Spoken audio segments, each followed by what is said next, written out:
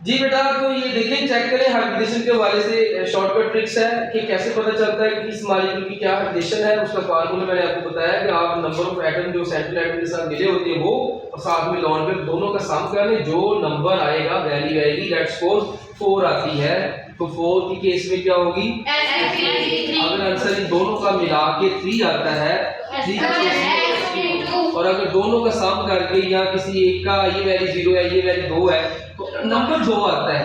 फिर तो ये नंबर कैसे 4 3 2 आता है, ये देखिए अप्लाई करें। CH4 के केस में चारों क्या है? नंबर ऑफ एटम 4 है, लेकिन इसमें लॉन्ग पेयर मौजूद है नहीं है। मोनिया के केस में एक लॉन्ग पेयर 3 बॉन्ड पेयर है ना, तो 3 अगर बॉन्ड पेयर है, number of atom bond pair होते हैं ना, तो ये लॉन्ग पेयर 1 है, तो टोटल मिला के 4। वाटर के केस में 2 लॉन्ग पेयर 2 बॉन्ड पेयर, तब भी 4। और H2SO में 2 लॉन्ग पेयर 2 बॉन्ड पेयर, फिर भी आंसर क्या आता है? 4। सबकी हाइब्रिडेशन फिर क्या होगी? sp3। अब sp3 हाइब्रिडेशन हो पॉइंट टू किलोमीटर, अगर तो 4 ही बॉन्ड पेयर है, तो बताया था कि इलेक्ट्रॉनिक ज्योमेट्री क्या होती है? टेट्राहेड्रल। इलेक्ट्रॉनिक ज्योमेट्री टेट्राहेड्रल, लेकिन मॉलिक्यूलर ज्योमेट्री भी टेट्राहेड्रल ही होगी। मॉलिक्यूलर ज्योमेट्री भी टेट्राहेड्रल ही होगी, लेकिन इस केस में क्या होगी? पैरामिडल। इस केस में बेंट वी शेप, इसमें भी बेंट वी शेप। तो ये इसकी क्या होगी? वी शेप होगी। इसकी भी क्या होगी? वी शेप होगी। इसकी क्या होगी? पैरामिडल होगी। इसकी टेट्राहेड्रल होगी। तो ये आपने इलेक्ट्रॉनिक ज्योमेट्री भी बतानी और मॉलिक्यूलर ज्योमेट्री। लेकिन अगर हम सिर्फ इलेक्ट्रॉनिक ज्योमेट्री की बात करें तो टेट्राहेड्रल, यहाँ पे क्या हो जाएगी? Trigonal,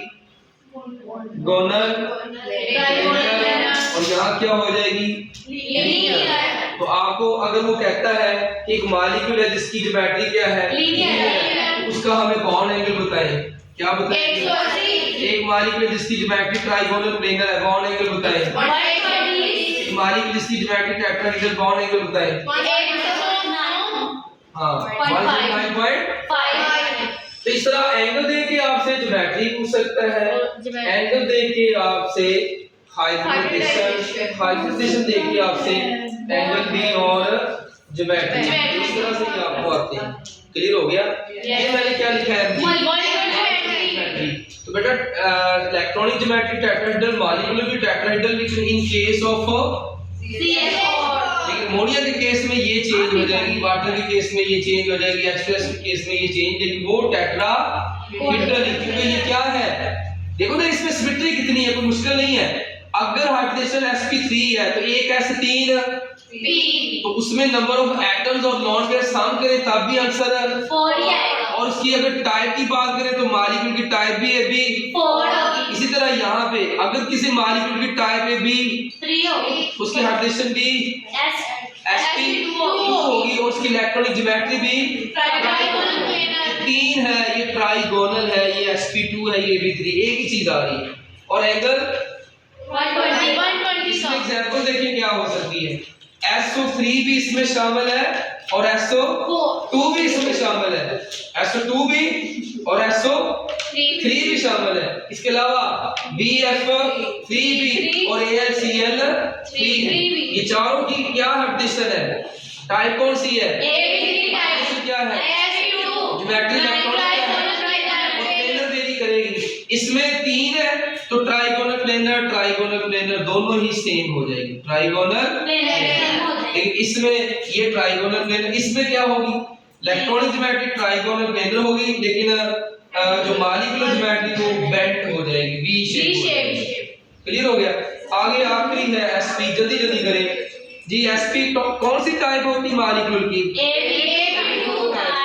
AB2। ये 2 बता रहे हैं, एक s और एक p। हाइब्रिडेशन sp होगी और ज्योमेट्री इलेक्ट्रॉनिक ज्योमेट्री और मॉलिक्यूलर ज्योमेट्री भी लीनियर। ये बड़ा जबरदस्त केस है, कौन सा?